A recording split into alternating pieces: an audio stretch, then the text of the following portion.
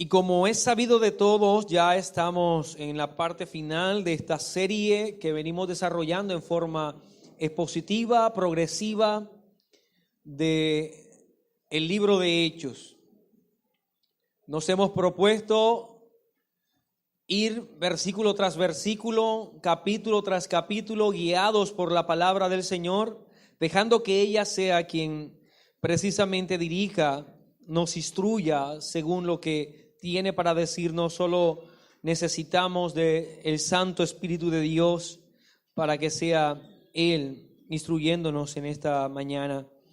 Y permítame llevarles hasta el capítulo en donde nos encontramos, Hechos capítulo 21. Vaya por favor allá. Y recordándoles, mis hermanos, que nos encontramos en medio de la llegada del apóstol Pablo a Jerusalén y a los peligros que él enfrenta. Decíamos en el sermón pasado que estos peligros venían de distintos frentes. Algunas veces vienen de aquellos de los que menos lo esperamos, como lo anunciamos de parte de los hermanos, nuestros hermanos en la fe. Quisiera leer el versículo 23 al 25, que es donde vamos a centrarnos en esta ocasión. Hechos 21, versículo 23 al 25. Haz pues esto que decimos. Hay entre nosotros 4 hombres que tienen obligación de cumplir voto. Tómalos contigo, purifícate con ellos y paga sus gastos para que se rasuren la cabeza. Y todos comprenderán que no hay nada de lo que se les informó acerca de ti, sino que tú también andas ordenadamente guardando la ley. Pero en cuanto a los gentiles que han creído, nosotros les hemos escrito determinando que no guarden nada de esto, solamente que se abstengan de lo sacrificado a los ídolos, de sangre, de ahogado y de fornicación. Bien, amados hermanos, recordemos un poco lo que el contexto nos anunciaba. El apóstol Pablo da las noticias de lo que fue su tercer viaje misionero en Jerusalén, llega hasta esta iglesia local y específicamente se reúne con Jacobo, el pastor, y los ancianos de aquella iglesia, y cuenta cómo el Señor y su gracia se han hecho manifiesto a través de la predicación y en la conversión de muchos gentiles. Jacobo y los ancianos alaban al Señor a escuchar a Pablo, reconocen que Dios ha obrado por medio de este ministerio, pero tienen algunos detalles, algunas objeciones que presentarle al apóstol Pablo. Jacobo cuenta cómo muchos judíos están comentando entre ellos y se ha hablado acerca de las enseñanzas de Pablo en medio de ellos. Se acusa al apóstol Pablo de invitar o de enseñar a apostatar de la fe en Moisés, de abandonar el ritual y los rituales del pasado, lo que era costumbre, lo que hacía parte de la ley ceremonial. Para el judío cristiano esto era algo que era imposible de aceptar, por lo que entonces hacían oposición al ministerio de Pablo e incluso llegaron a murmurar en su contra. Todo esto ocurría en la iglesia local de Jerusalén y es allí donde está Pablo. Después de escuchar las acusaciones y el peligro al que él estaba expuesto, Pablo entonces no solo enfrenta censura y desprecio por parte de estos hermanos cristianos, sino que también va a escuchar lo que ellos consideran, en este caso Jacobo y los ancianos, consideran que Pablo debe hacer para de alguna manera solucionar el conflicto entre él y los cristianos judíos. Estamos frente a un problema, a un conflicto que se está dando en medio de creyentes. Pablo, aquel que fue comisionado a predicarle a los gentiles, pero que también predicó al pueblo judío, y los judíos que veían a Pablo como un peligro que atentaba contra su tradición, lo que ellos creían o consideraban que todavía era importante para su religiosidad. Por lo tanto, hoy, en este sermón, vamos a hablar de la respuesta de Pablo al ataque de estos hermanos. Entonces el título sería Respondiendo al ataque de los hermanos. En medio de este ataque, el primer frente, que son hermanos en la fe, vamos a ver la postura de Pablo frente a esto. ¿Qué hizo Pablo? Y quiero, mi hermano, con atención a este texto que acabamos de leer, señalar que él nos muestra dos cosas.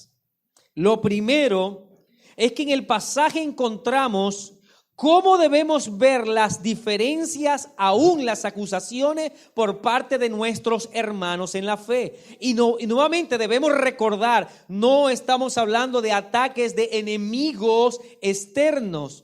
No se trata de Satanás, no se trata de el mundo. Habla de los conflictos que naturalmente se van a dar dentro del cuerpo de Cristo. Y esto debe y será así, puesto que el cuerpo de Cristo, la iglesia, no ha sido glorificada. Por lo tanto, habrán conflictos, habrán disputas e incluso habrán ataques entre uno y los otros. Por lo tanto, veamos en primera medida cómo debemos reconocer las diferencias y las acusaciones. Esto es lo que Pablo hizo. Y segundo, vamos a estar tratando acerca de lo que debemos estar dispuestos a hacer para dirimir cualquier conflicto. Lo que debemos estar dispuestos a hacer para dirimir cualquier conflicto. Entonces el texto de hoy nos va a instruir acerca de cómo considerar los conflictos entre hermanos y también cómo dirimirlos. Es hacia allá. Básicamente estamos frente a un tratado completo que nos ayudará a lo que son las resoluciones de conflictos entre creyentes. Así que pasemos al primer punto, cómo debemos ver las diferencias y aún las acusaciones. Ya Pablo escuchó atentamente esas acusaciones que se formulaban en su contra. Ahora iban acompañadas de lo que podemos considerar un llamado a demostrar lealtad. Jacobo hace un llamado a Pablo a demostrar lealtad. Jacobo le pide que participe de la ceremonia de la fase final de lo que se conoce como el voto nazareato. La fase final del voto nazareato, pero ni siquiera para él, sino para 4 hombres que estaban a punto de finalizar esta ceremonia. Hombres que seguramente habían hecho todo el proceso como judíos cristianos, pero que no podían terminar esta fase, digamos, por así llamarlo, de este voto. Cabe aquí indicar que el voto nazareato era uno de los votos más costosos descritos en Deuteronomio capítulo 6. Ahora, ¿por qué era costoso? Aquel que hacía este voto debía ofrecer un cordero perfecto de 1 año de nacido en sacrificio para holocausto para él. Pero también debía ofrecer una cordera perfecta de 1 año sin defecto para expiación por sus pecados. Además, debía ofrecer un carnero sin defecto por ofrenda de paz. Esto acompañado de una canastilla de tortas y hojaldres sin levadura, además de las ofrendas y libaciones personales que tenía que ofrecer.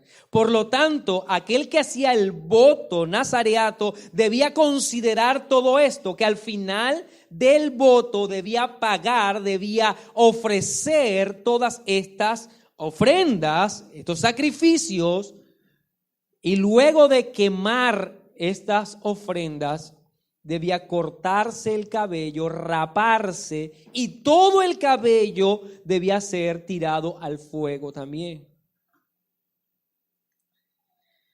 De manera que cuatro varones estaban próximos a culminar estas ofrendas. Y Jacobo le está pidiendo a Pablo que se presente él primero a hacer sus ofrendas, que no podían ser iguales a la de estos cuatro, porque él venía, según la ley levítica, contaminado. ¿Por qué? Porque venía de pueblos gentiles. Y recuerde que para el judío el tener contacto con un gentil era contaminación. Y él debía pasar 3 semanas limpiándose para poder presentar ofrenda. Pero no lo podía hacer ahora, así que en este caso tenía que ofrecer primero ofrendas por limpieza, por su propia condición, y además Jacobo le dice que debe pagar el costo del voto nazareato de estos 4 hombres. Así que los requerimientos que se le están haciendo a Pablo, mis hermanos, no son cualquier cosa. No es algo que podríamos nosotros tomar a la ligera. Ahora, esto es contrastado con lo que describe el mismo Jacobo, que va dirigido a los gentiles. Él dice en cuanto a los gentiles, y recordemos que eso lo vimos en el sermón pasado. Jacobo todavía percibía en su corazón que de alguna manera el reino de los cielos y la salvación se estaba llevando a cabo en un sentido para los judíos cristianos y en un sentido distinto para el gentil. A Pablo como judío le dice: cumple todo esto para ti y además paga estos votos de estos hombres. En cuanto a los gentiles, a ellos solamente hemos hecho estos requerimientos. Hay una gran diferencia entonces entre una vida piadosa desde la perspectiva del judaísmo cristiano, todavía arraigado a las prácticas litúrgicas, en cuanto a el gentil, y eso lo vimos en un sermón anterior cuando se tomó la decisión en el Concilio de Jerusalén, que puede resumirse esto como que debían alejarse de todo lo que es prácticas paganas y desórdenes sexuales. Estas son las recomendaciones de Jerusalén para los gentiles, pero para el judío todavía se guardaba cada una de estas prácticas. Y no podemos, mis hermanos, sino tratar de que nuestra mente se ubique en este momento. Considere al apóstol Pablo, después de haber escuchado todos los descargos injustificados, todos esos descargos diciéndole: Pablo, tú estás enseñándole a los judíos a apostatar de la fe. Tú estás invitando a que nosotros abandonemos toda nuestra tradición. Ahora, después de esas acusaciones, ahora te toca hacer esto. Ve, ofrece limpieza por tu vida y además paga por 4 hombres más. Debemos hacernos la pregunta: ¿qué haríamos nosotros? ¿Cuál sería nuestra respuesta ante solo las acusaciones de Jacobo? Solo los requerimientos que se estaban presentando delante de él. ¿Qué haríamos tú y yo, mi hermano, ante esta posición? Yo creo que muchos de nosotros saltaríamos a defender nuestra honra inmediatamente. Muchos de nosotros saldríamos a defendernos, puesto que el compromiso que tenemos con nuestro buen nombre a veces es superior al que tenemos con el nombre del Señor Jesucristo. Cualquiera de nosotros en la situación de Pablo diría: ¿por qué debo hacerlo? Para empezar, de todo lo que se me acusa es falso, no es lo correcto. ¿Y por qué tendría que pagar por el voto de otro? Todos nosotros veríamos ese momento como una invitación a entrar a una guerra y una agresión. entraríamos enseguida a decir, bueno, ya tú ofreciste los descargos que tienen en mi contra, ahora tienen que escucharme. Y mis hermanos, nosotros vemos en Pablo no que él estalle en cólera defendiendo su apostolado frente a Jacobo o defendiendo su apostolado, su buen nombre y su proceder delante de los ancianos. Él no reclama el trato digno que se espera para uno que fue enviado por Cristo a una labor. Él no hace lo que normalmente hacemos nosotros, que es esperar y reclamar que se nos trate como algo que en realidad muchas veces no somos.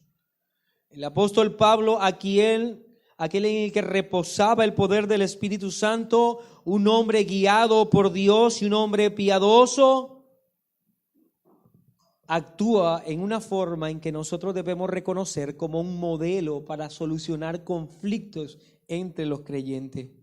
El texto no dice en ningún momento, no menciona que Pablo interpele las acusaciones de Jacobo.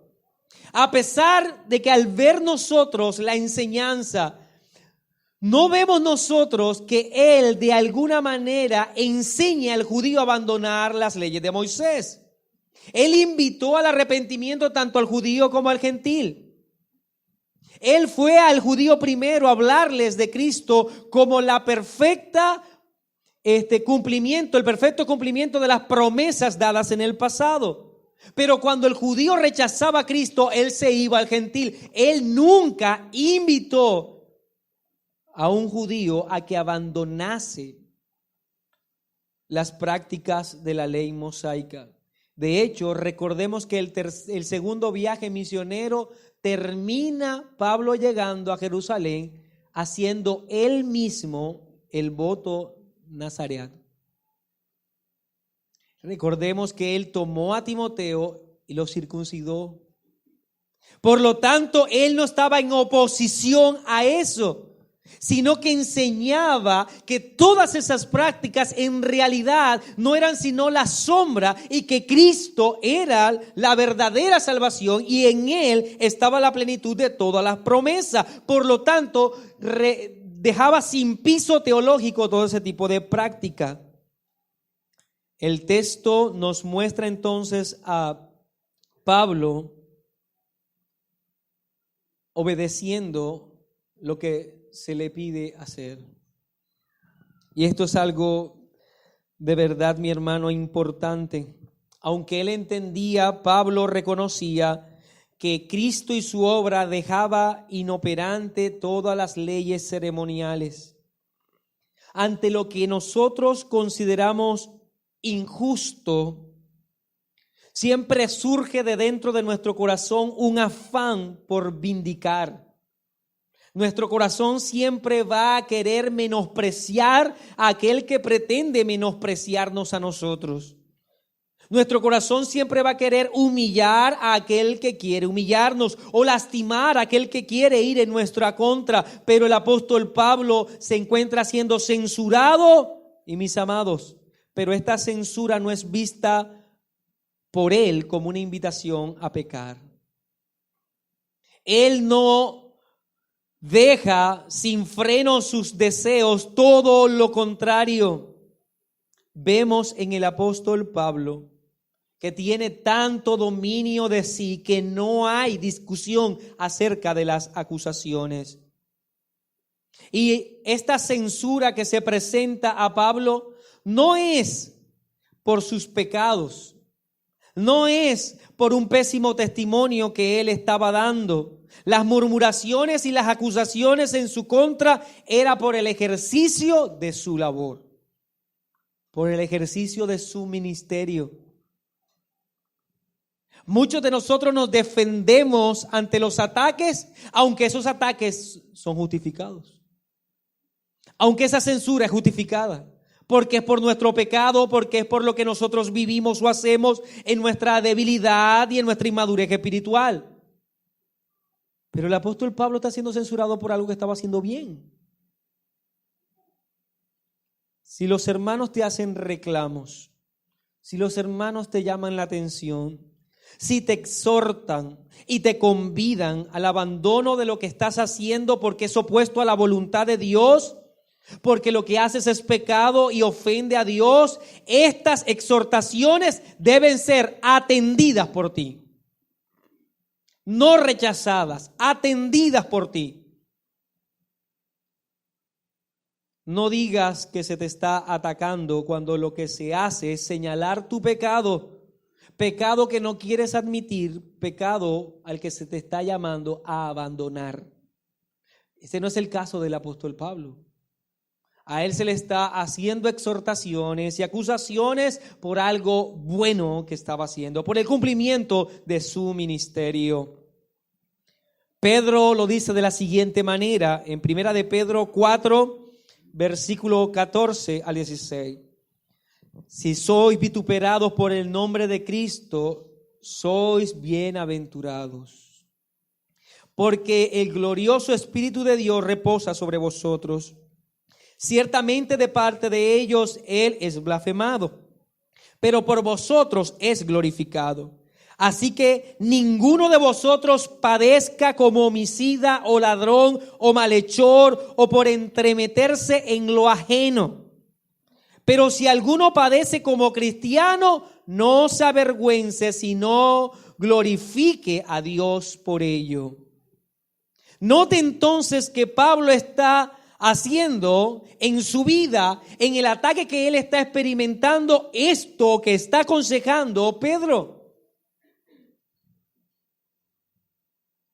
Si las dificultades que enfrentamos, si la censura que enfrentamos, si las acusaciones a las que nosotros somos objeto viene por la predicación del evangelio, por llevar una vida de piedad, por vivir una vida como cristiano, somos bienaventurados, soportémosla. Pero qué terrible es que tú enfrentes dificultades, enfrentes tropiezos, enfrentes acusaciones, enfrentes entonces vituperio y todo este tipo de acusaciones directas de parte de otros por tu pecado, como dice el texto, por ladrón, por malhechor, por entremeterte en lo ajeno, por pecar. Es menester señalar que el apóstol no vio estas recriminaciones como una invitación a defender su honra, sino que él guardó silencio. Y mi hermano, un principio elemental para la resolución de conflictos dentro de los creyentes es el silencio. El que nosotros seamos capaces de dominar nuestra lengua. Nuestro ego siempre va a reclamar ante los ataques. No importa si son ciertos o no. Siempre va a querer reclamar ante los ataques. Nuestro orgullo gritará pidiendo un mejor trato. Pero como cristianos debemos siempre estar dispuestos a soportar el oprobio si éste viene por causa del desarrollo de una vida piadosa y el obrar según lo que Dios enseña. Aun cuando nos maltraten nuestros propios hermanos, si es en el ejercicio de nuestra función, debemos estar dispuestos a guardar silencio. Esto, sin lugar a dudas, mis hermanos, es una invitación totalmente contraria a la que el mundo enseña. Cualquiera de nosotros incluso podía, ante esto que describe el texto, inmediatamente señalar que no se debe hacer, que es injusto, que no deberíamos guardar silencio. Pero el texto nos invita a ello. Si la censura viene por predicación del evangelio, por una vida de piedad, guarda silencio. Si la censura viene por tu pecado, es más que necesaria, recíbela y abandona tu pecado. Y ella es necesaria para que tú seas disciplinado. Pero sea por una o por otra, la Biblia nos llama no a defendernos, sino a guardar silencio. Nuestro Señor y Salvador enmudeció ante las injusticias. Escuchemos lo que nos dice Primera de Pedro capítulo 2, versículo 21. Pues para esto fuisteis llamados, porque también Cristo padeció por nosotros, dejándonos ejemplo, para que sigáis sus pisadas, el cual no hizo pecado, ni se halló engaño en su boca, quien cuando le maldecían no respondía con maldición, cuando padecía no amenazaba, sino que encomendaba la causa a aquel que juzga justamente. Aun cuando estamos en medio del pueblo del Señor, habrá diferencias, y algunas de ellas se convertirán en censura y recriminaciones, pero de ninguna manera podemos nosotros permitir el que nuestra mente vea esas recriminaciones o censura como una invitación a pecar, como una invitación a entrar al conflicto, como una invitación a entrar en pleito y tomar venganza y desatar nuestra ira, mi hermano. De ninguna manera. Bien, entonces vemos cómo ve el apóstol Pablo estas recriminaciones. Ahora veamos el segundo punto, lo que debemos estar dispuestos a hacer para dirimir cualquier conflicto. El versículo 26 nos muestra que después de Pablo ser acusado y después de escuchar cada una de las peticiones que se tenían con él, versículo 26 dice: entonces Pablo tomó consigo aquellos hombres y al día siguiente, habiéndose purificado con ellos, entró en el templo para anunciar el cumplimiento de los días de la purificación, cuando había de presentarse la ofrenda por cada uno de ellos. El apóstol guardó las ceremonias de purificación primero para él, para poder acompañar a estos hombres. Así lo hizo. Hizo lo que pidieron que él hiciera, aun cuando estaba libre de hacerlo, por lo que él entendía de estas prácticas que no aportaban salvación a su vida, ni eran la causa de la seguridad de la misma. Así que Pablo, mi hermano, no solo no se defendió ante los ataques, sino que hizo todo lo que estaba a su alcance para dirimir el conflicto. ¿En favor de quién? En favor de los que le agraviaban. En favor de aquellos que estaban atacándole. Mi hermano, ¿qué está haciendo el apóstol Pablo? ¿No está siguiendo el evangelio? ¿No está siguiendo las pisadas de nuestro Señor? ¿No está siendo coherente con la palabra cristiano, con el nombre cristiano? Aunque Pablo entendía que soteriológicamente estas ceremonias no aportaban nada a su salvación, la práctica en sí misma no era pecado. Y si no era pecado, podía él practicarla con el propósito de que no tenga conflicto con sus hermanos. Por ello, el apóstol Pablo dijo claramente a los romanos, en Romanos capítulo 14, versículo 19: así que sigamos lo que contribuye la paz y la mutua edificación. Pablo entonces podría tener delante de él la posibilidad de defenderse o de cumplir con unas prácticas a las cuales él no era ajeno, sino que toda su vida la había practicado, pero que ahora entendía esas prácticas de otra manera, y al contribuir con la paz, al contribuir con la mutua edificación, si esto le invitaba a practicar y a entrar en esas ceremonias, gustosamente él lo iba a hacer con tal de derribar este conflicto. Toda su postura es dirigida por el Espíritu Santo en cuanto a inspiración al momento de plasmarlo en las cartas, específicamente en esta a los romanos, en la que explica muy bien lo que uno como creyente debe estar dispuesto a hacer con tal de dirimir cualquier conflicto con los hermanos.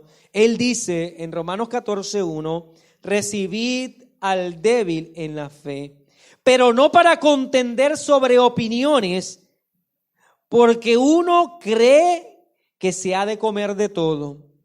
Otro que es débil come legumbres. El que come no menosprecia al que no come, y el que no come no juzgue al que come, porque Dios le ha recibido. Uno hace diferencia entre día y día. Otro juzga iguales todos los días. Cada uno esté plenamente convencido en su propia mente. El que hace caso del día, lo hace para el Señor. El que no hace caso del día para el Señor, no lo hace. El que come para el Señor, come porque da gracias a Dios. Y el que no come para el Señor, no come y da gracias a Dios. Así que ya no nos juzguemos más los unos a los otros, sino más bien decidid no poner tropiezo u ocasión de caer al hermano. Versículo 14. Yo sé y confío en el Señor Jesús que nada es inmundo en sí mismo, mas para el que piensa que algo es inmundo, para él lo es. Pero si por causa de la comida tu hermano es contrictado, ya no andas conforme al amor. No hagas que por la comida tuya se pierda aquel por quien Cristo murió. No sea pues vituperado vuestro bien, porque el reino de Dios no es comida ni bebida, sino justicia, gozo, paz y gozo en el Espíritu Santo. No destruyas la obra de Dios por causa de la comida. Todas las cosas a la verdad son limpias, pero es malo que el hombre haga tropezar a otros con lo que come. Bueno es no comer carne, ni beber vino, ni nada que tu hermano tropiece o se ofenda o se debilite. Entonces Pablo vivió lo que está claramente enseñándole a los romanos. Y él estaba dispuesto a practicar limpieza por él y aún a pagar los votos de 4 más, con tal de dirimir cualquier conflicto. Con tal que los hermanos cristianos, judíos, no lo vieran a él como una amenaza a la fe. Y si se requería eso, él lo iba a hacer. Si se pensaba que él estaba en contra de la ley y se necesitaba una práctica como esta, él la iba a hacer. Entendía muy bien Pablo que nada de estas prácticas iban a imprimir ya salvación. Ya no era holocausto ni expiación por sus pecados, porque todos ellos fueron atribuidos, fueron dados a Cristo. Pero Pablo señala en este texto de Romanos lo que debemos hacer y lo que no debemos hacer con nuestros hermanos cuando tenemos diferencias como esta. En cuanto a lo que no debemos hacer, él le dice que no debemos contender con ellos sobre opiniones. Muchos quieren imponer sus criterios que no están sustentados en la Escritura. Pero como cristianos muchos quieren imponer los criterios a los demás. Quieren entonces que los demás vivan como vivimos nosotros o que practiquen la fe como la practicamos nosotros. No es para contender. Dice Pablo que no debemos menospreciar al que no piense igual a nosotros. No debemos juzgar su cristianismo desde la práctica que él tiene, pensando que por no vivir la fe como la vivimos nosotros, en temas que son libres, en temas que no están claramente regulados por la palabra, entonces no es cristiano.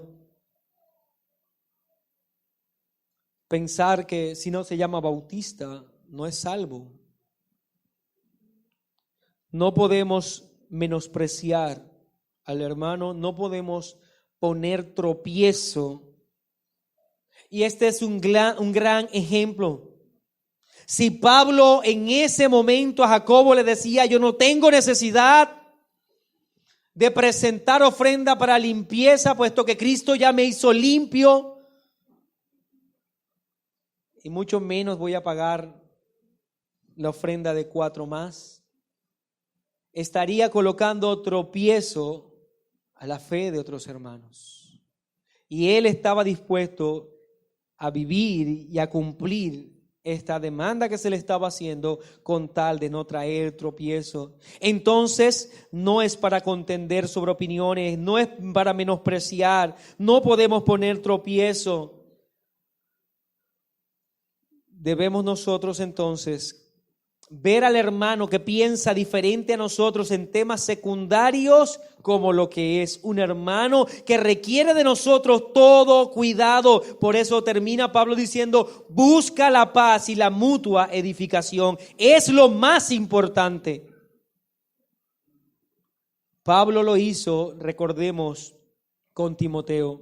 En Hechos capítulo 16, versículo 3, aunque Pablo sabía muy bien que la circuncisión ya no tenía ningún peso sobre la salvación, ni señalaba el que fuese un hombre parte del pueblo de Dios, dice Hechos 16:3, quiso Pablo que éste fuese con él y tomándole le circuncidó, note lo que dice el texto, por causa de los judíos que habían en aquellos lugares, porque todos sabían que su padre era griego. Vimos en ese momento que para poder predicar el evangelio entre los judíos con Timoteo, Pablo le solicitó a Timoteo que se circuncidara para que no hubiese ningún obstáculo, para que no fuese de mal testimonio en medio de ello. De manera que no solo se nos invita a ver las diferencias entre hermanos en un sentido adecuado o desde una perspectiva adecuada, sino que también se nos invita a actuar adecuadamente, a estar dispuestos a entender la debilidad del hermano y no poner tropiezo aun cuando yo entiendo que soy libre de esa práctica. Porque debo preferir siempre el amor y manifestar el amor del Señor que mi propio criterio, que mi libertad. El amor por mis hermanos debe ser mayor que el apego por aquellas cosas que en realidad no son cardinales en la fe. Pablo, a sabienda de lo desprovisto del peso teológico de estas prácticas, las hacía, pues no había en ello pecado. Él las guardó para poder favorecer su relación con estos judíos cristianos que estaban malentendiendo su práctica, su ministerio en favor de otros. Y un reconocimiento clave, mi hermano, de la práctica cristiana y el amor cristiano es que tiene todo que ver con nosotros. Porque hemos creído que el amor cristiano se trata de algo que debe siempre ser recíproco. Amo solo a aquellos que me aman, respeto a aquellos que me respetan, valoro a aquellos que me valoran. Y mi hermano, si eso es así, no hemos entendido entonces el evangelio, porque el que se despojó de su gloria vino en favor de unos que no lo buscaban, que no lo amaban, que no lo querían, que lo odiaban. Así que el cristianismo y en esencia la vida piedad del amor cristiano se resume en todo lo que yo tengo que hacer en favor del otro, sin esperar que el otro haga algo en favor mío. Pablo lo dice y solo así podemos entenderlo. En 1 Corintios 9, versículo 19. Por lo cual, siendo libre de todos, 1 Corintios 9, 19 en adelante, me he hecho siervo de todos para ganar mayor número. Me he hecho a los judíos como judíos para ganar a los judíos. Y a los que están sujetos a la ley, aunque yo no esté sujeto a la ley, como sujeto a la ley para ganar a los que están sujetos a la ley. Y a los que están sin ley, como si yo estuviera sin ley, no estando yo sin ley de Dios, sino bajo la ley de Cristo, para ganar a los que están sin ley. Me he hecho débil a los débiles para ganar a los débiles. A todos me he hecho de todo, para que de todos modos salve a alguno. Y esto hago por causa del evangelio, para hacerme copartícipe de él. Es en este sentido que Pablo escribe esto a los hermanos en los Corintios. A ellos les escribe esto. Estar dispuesto, mi hermano, a entender la debilidad y el comportamiento del hermano siempre que eso no sea pecado. Y poder favorecer la relación, dispuesto yo a negarme con tal de evidenciar ese amor. No se trataba de acompañar en aquellas cosas que no son buenas y que son pecado. Pablo no está diciendo que él se hacía pagano al pagano, impío al impío. Eso no está diciendo Pablo. Él está afirmando, mi hermano, que él está dispuesto a dejar a un lado aquello que él podría vivir y practicar con tal de favorecer a un hermano y edificar el avance del reino de los cielos. Me temo, mi hermano, que pensamos mucho en nosotros y deseamos que los demás siempre se ajusten a lo que nosotros queremos y esperamos. Que los demás abandonen su perspectiva de vida y tomen la nuestra, que somos nosotros los que al final tenemos siempre la razón. Que aún en temas secundarios y en temas de libertad, el hermano debe ajustarse a lo que yo pienso. Aquellos que no lo hacen así, los desechamos. Aún los calificamos como no creyentes por no practicar la fe como nosotros en temas secundarios. Cuando debemos estar dispuestos a renunciar a nuestra libertad cristiana, si con ello contribuimos a la paz y a la mutua edificación. Y hermano, algo que nos enseña el apóstol Pedro, algo que claramente vimos en Pablo y que es el modelo del mismo Cristo, es que aun cuando estamos viviendo dificultades, peligros y acusaciones, debemos esperar en el Señor. Debemos esperar en Él, en confianza de su cuidado. No nos está invitando la Biblia a salir a defendernos y defender nuestra honra, sino de estar dispuestos aún a abandonar nuestra libertad en favor del otro.